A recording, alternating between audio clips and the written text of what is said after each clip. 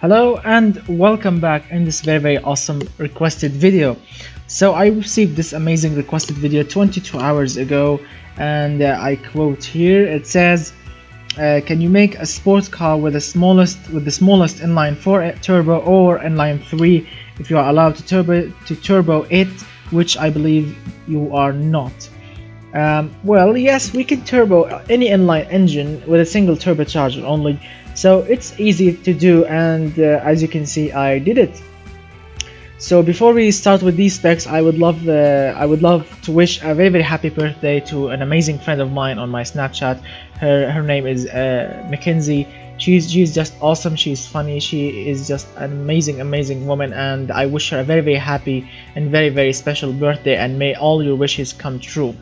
Alright, so also before we start with the specs, I would love to say, please, if you enjoy the video, hit that like button, get subscribed if you are new to the channel, and share the video if you want to share it, and enjoy watching this video. So let's start with it. We have aluminium panels or aluminium body, basically every panel, like the wheel archers, the doors, the trunk, basically any panels like the hood, whatever panels, all of them are made from aluminium or aluminum, whatever you want to call it. Monocoque chassis type with light advanced high strength steel for the chassis. Front transverse engine placement, because we are making a tiny engine, no need to put it in a longitudinal placement because it will be weird, so transverse is pretty much perfect. McPherson strut, because it's a compact engine and I want to make it as light as possible. Multi-links also for the same reason. Good, very good suspension setup with a lightweight materials. That's what I want. +2 quality on the chassis and suspension. And this is the engine that I made. It's an inline 4 engine, aluminium block material with 50mm on the bore, 50mm on the stroke, which equals 392.7cc engine. You can say a 400cc engine, but we are not done yet. I have chosen dual overhead camshaft with 5 valves per cylinder because I want to make it as powerful as possible. No VVL, of course. And the internals are pretty much regular cast iron crankshaft, cast connecting rods, and low friction cast pistons because I want to make it economical as well. And regular cast internals will work just fine. As you can see, cast iron crankshaft can go all the way to 16,300 rpm, so we are fine. Moving on, the engine has an 11.2 to 1 is the compression ratio for it, 81 on the cam profile, and VVT or variable valve timing on all cams, +4 quality. We have a single turbocharger with ball bearing internals for it, and 82.7 horsepower supporting intercooler, pretty much tiny intercooler with a pretty much racing turbocharger. No, this is not pre-made, but at first I press on the race button and then I modify the turbo according to my specifications, because the racing turbo, if you push this button, the boost will go all the way to 19 psi, which is rubbish, and it will be basically not efficient at all. I mean, it will kick off at 8,000 rpm, which is just rubbish. So I pressed that one at first, and then I tweaked it according to my specifications, which are highest power as possible, as efficient as possible, and as fuel economical as possible, with +2 quality. We have direct fuel injection with throttle per cylinder or individual throttle body, so we have 4 individual throttles with standard intake manifold because I want to make the engine I want to make it quiet and reliable as well. Premium 95 octane fuel is needed here. I don't want to go with 98 or 100 because I want to sell this car.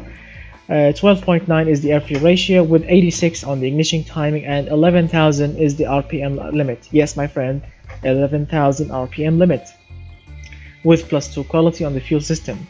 We have a short cast header with a single exhaust pipe, 1.5-inch exhaust diameter, and a high flow 3-way Cadillac converter with a first straight throw muffler and a second reverse flow muffler with +3 quality. We have, as you can see, this the final. And yes, sorry, I forgot. Oh my god, I totally forgot. We started with 50mm on the bore, 50mm on the stroke, right? And yes, here, as you can see, you can drop it even more. You can make it more small actually.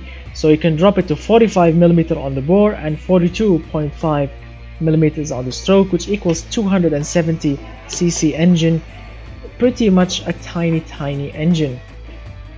So we have a 270 cc engine with a 50 horsepower at 10,400 rpm and 32.7 pound-feet of torque at 6,600 rpm. The engine has a good reliability. Actually, it's not bad. Service cost is very low.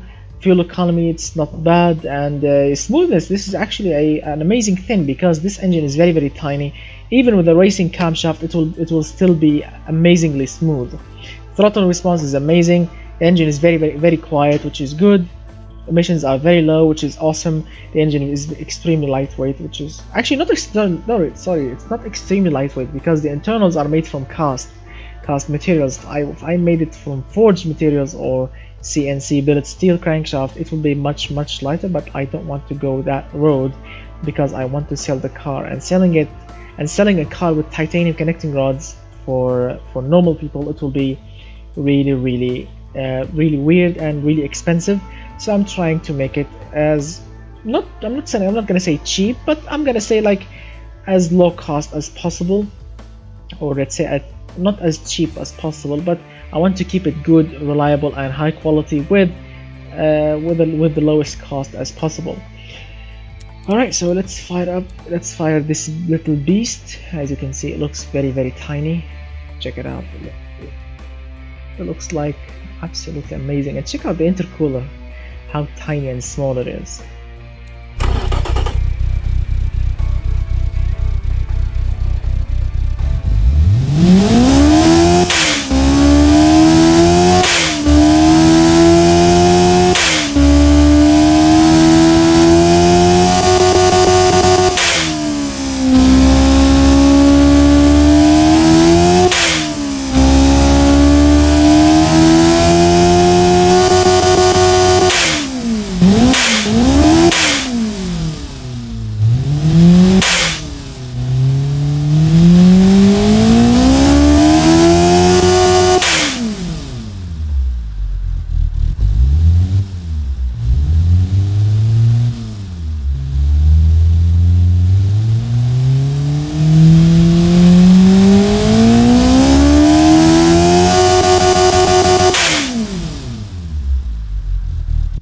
Alright, so the engine is absolutely amazing. Now let's move on. I have chosen this 2003 hatchback body because this is by far the smallest body that I have, and I want to make the car small and light and I'm not gonna say quick, no, because it's not quick, but as good as possible. Zero quality on the body and the fixtures, no need to go any higher. I have chosen this beautiful looking lightning blue, as I called it, for the body and for the brake calipers.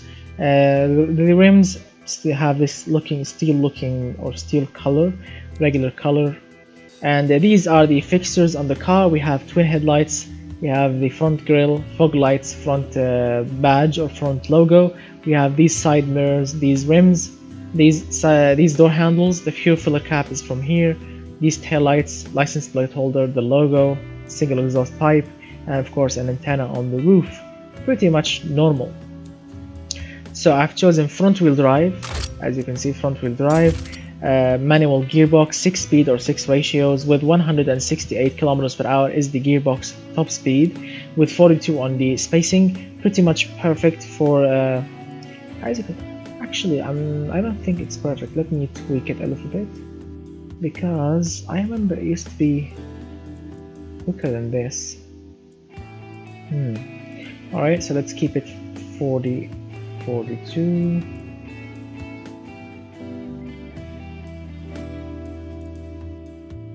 Actually, I can keep it. I can go like to, let's say 50.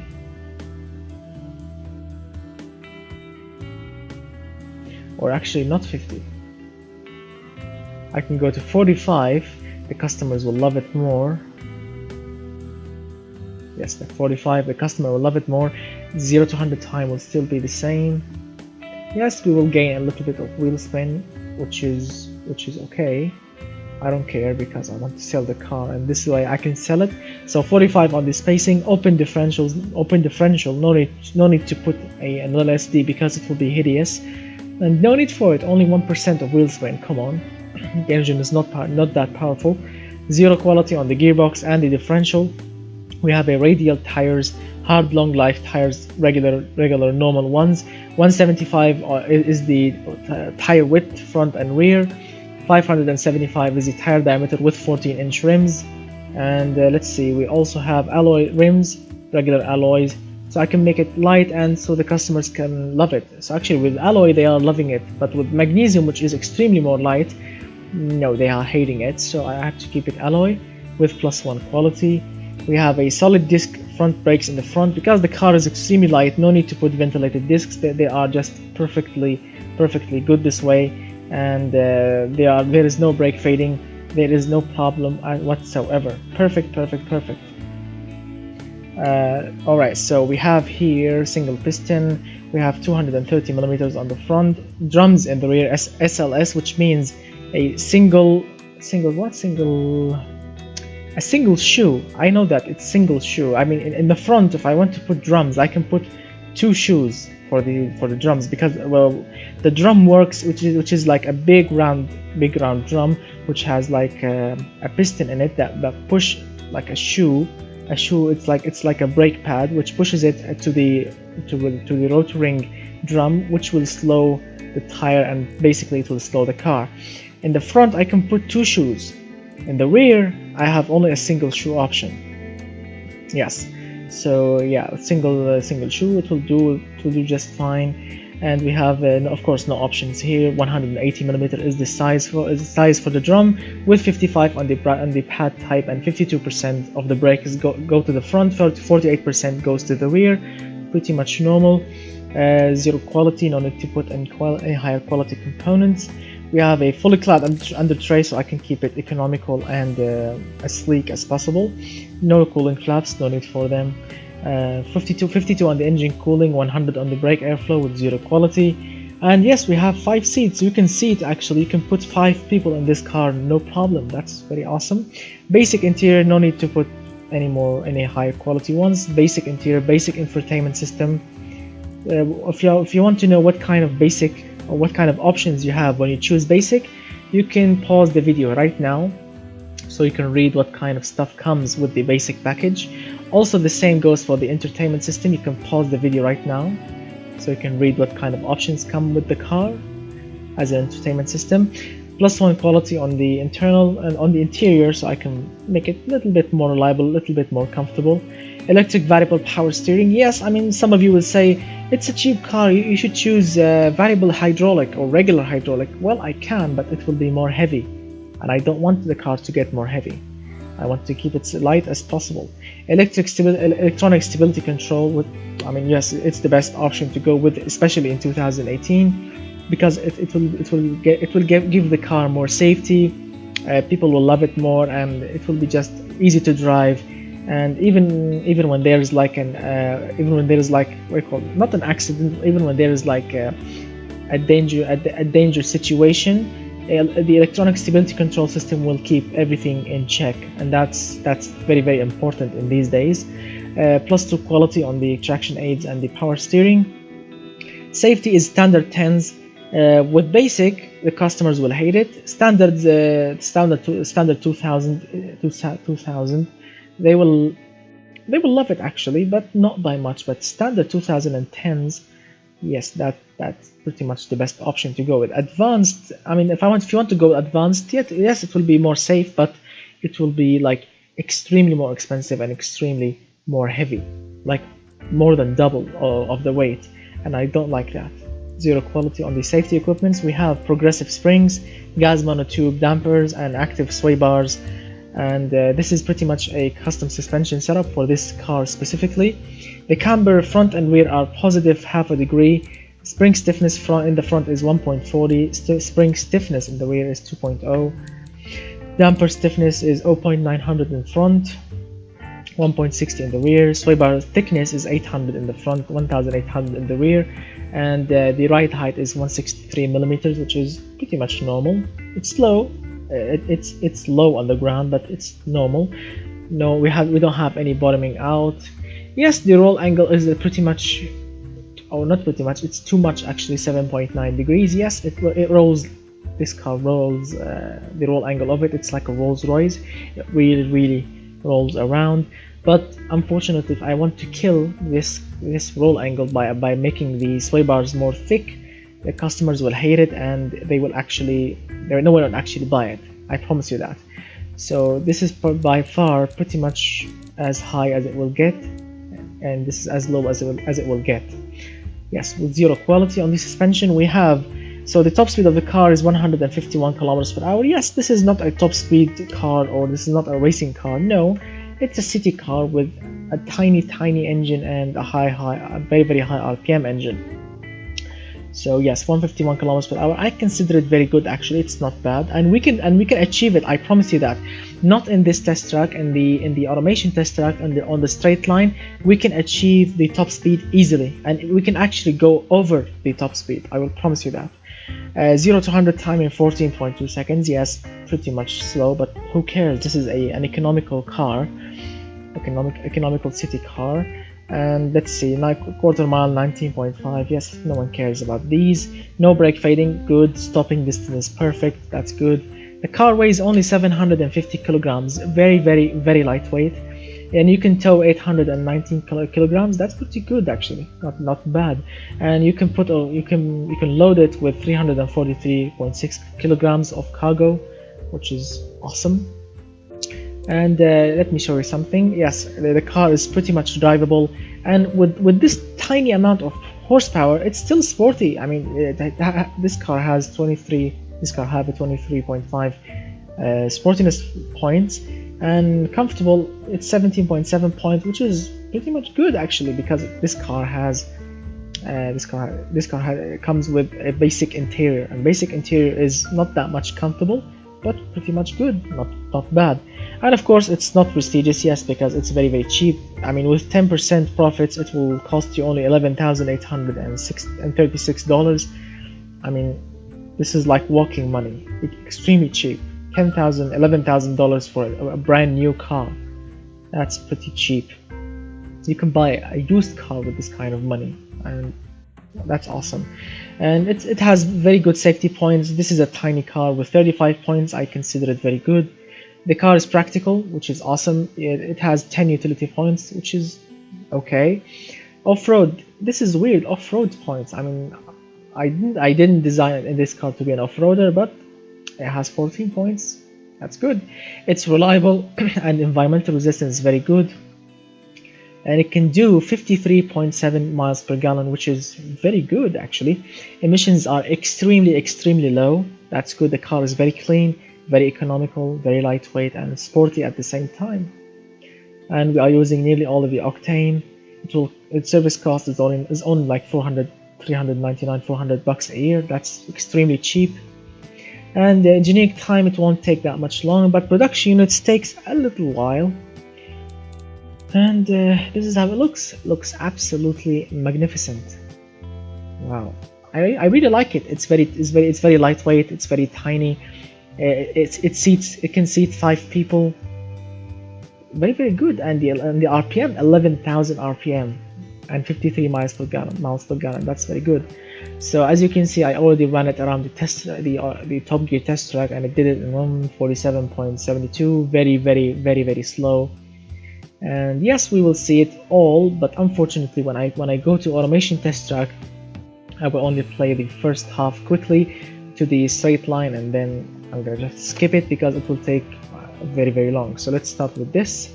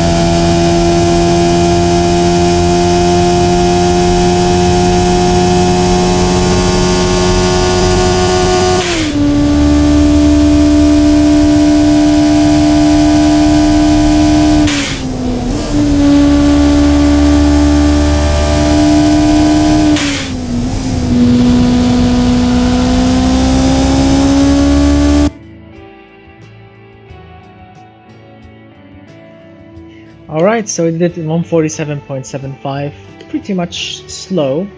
But let me show you the automation test track, especially this straight line here, because it says here the top speed is 151 kilometers per hour, but the car can do more than this. Let me show you. I'm gonna skip it really quickly. I'm gonna skip the time or increase the playback speed until we reach this straight line here. I'm gonna return it to normal. Then when it finishes like here, I'm gonna stop it because it will take really long time to go around these corners and go back here. So let's start.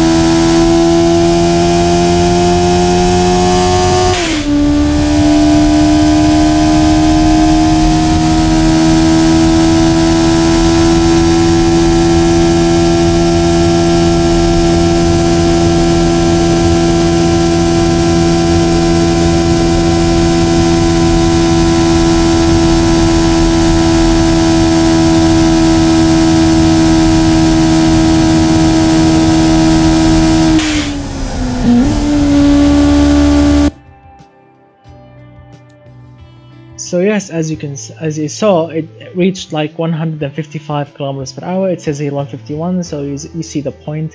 And yes, it will go around this big test track with 2 minutes 56.15, which is, oh my god, very slow. I'm not gonna wait like nearly 3 minutes to finish. So yeah, you get the point. This is an economical car with a very hint of a sporty, busy engine. I mean, look, let me show the engine how it looks. I mean, it really is a tiny engine. So this is without the hood. Where is the engine?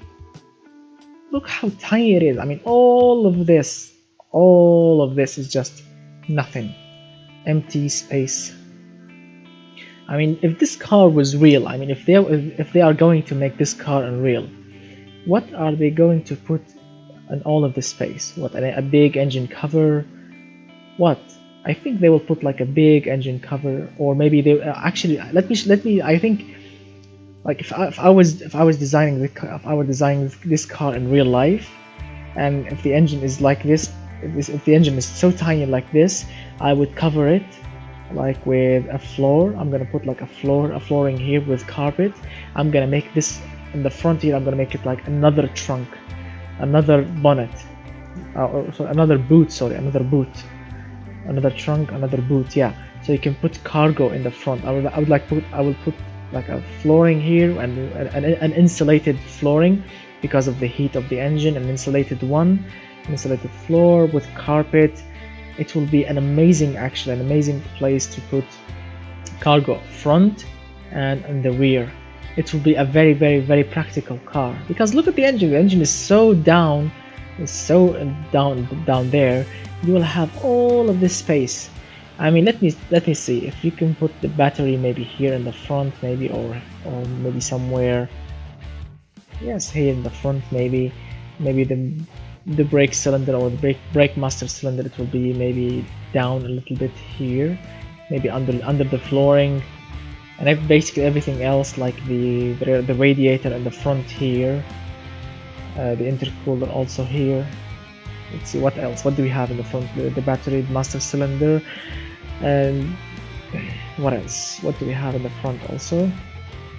Power steering reservoir. No, this is not hydraulic. This is electronic. Maybe the ABS pump will go here. So basically, you get the point. You can put absolutely everything down there and cover it with an insulated flooring, and you will have another trunk or another boot, as someone will call it, in the front also, which will be really practical and really awesome. So thank you so much guys for watching. I really hope that you enjoyed the video. I know this video took really long to be made, but yeah, so I apologize about that. So thank you so much guys for watching. Please, if you enjoyed the video, hit that like button, get subscribed, and share the video if you want to share it, and And if you want to request an engine or a car, add my Snapchat, which is Lord Bass94, Lord BAS94, and I will add you on the group, on the channel group, so you can request a video over there and discuss it with everyone else's, with every fan of the channel over there, because I would love if I can make the channel more organized. I've tried Patreon before. You can put your request also on Patreon. I'm gonna put the link in the description below on the Patreon page. It's also very easy to use. If you want to use it, you can put your request over there. But it's every possible option, like a Snapchat or Patreon. It's more easy for me to track your requests, because in the comment section below, it's sometimes I don't really reply to comments because I'm really busy, or maybe my mobile is away from me. So yeah, you get the point. Patreon and Snapchat is more what do I call it in English? More more organized. Yeah. So thank you so much, guys, for watching, and I really hope that you enjoyed the video. And I'm gonna say to all of my Muslim friends, happy Ramadan, because in Riyadh in Saudi Arabia tomorrow will be the first day of Ramadan, Ramadan month. So yeah, I wish all of our Muslim friends a happy Ramadan month, and happy days indeed. So thank you for watching, and goodbye for now, my friends.